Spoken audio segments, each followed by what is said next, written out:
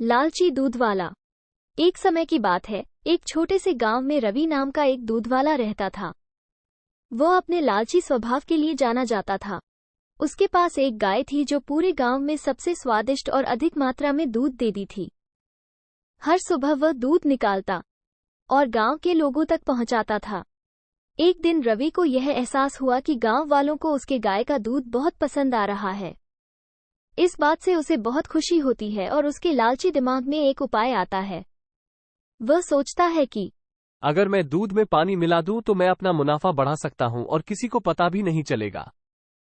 उस दिन के बाद से रवि गांव वालों को दूध पहुंचाने से पहले उसमें पानी मिला देता था। उसे लगने लगा था कि वह बहुत चालाक हो गया है और उसके इस काम के बारे में किसी को नहीं पता चलेगा। फिर गांव वालों को दूध के स्वाद में बदलाव नजर आता है क्योंकि उसका स्वाद अब पहले जैसा नहीं था। जल्द ही रवि के दूध में पानी मिलाने की खबर पूरे गांव में फैल जाती है। लोग शिकायत करने लगते हैं और उसके दूध का बहिष्कार करते हैं। लोगों को बहुत गुस्सा आता है क्योंकि उन्हें लगता है कि उन्होंने जिस पर भरोसा किया उसी ने उनके साथ धोखा किया है।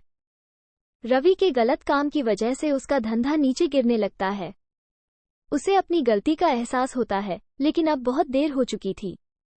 उसकी गांव वालों की नज़र में जो इज्जत थी वो खत्म हो चुकी थी।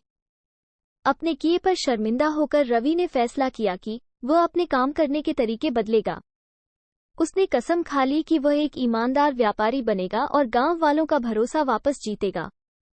रवि ने फिर से गांव वालों को शुद्ध और बिना मिलावट के दूध देना शुरू कर दिया। धीरे धीरे गांव वालों को रवि के काम करने के तरीके में बदलाव नजर आया और उसकी तारीफ करने लगे। उन्होंने उसे माफ कर दिया और फिर से उससे दूध लेना शुरू कर दिया। रवि ने ईमानदारी के महत्व और लालच के परिणामों के बारे में एक जरूरी सबक सीखा। उस दिन के बाद से रवि एक ईमानदार दूधवाले के नाम से जाना जाने लगा। उसे उसकी खोई हुई इज्जत और गांव वालों का भरोसा वापस मिल गया।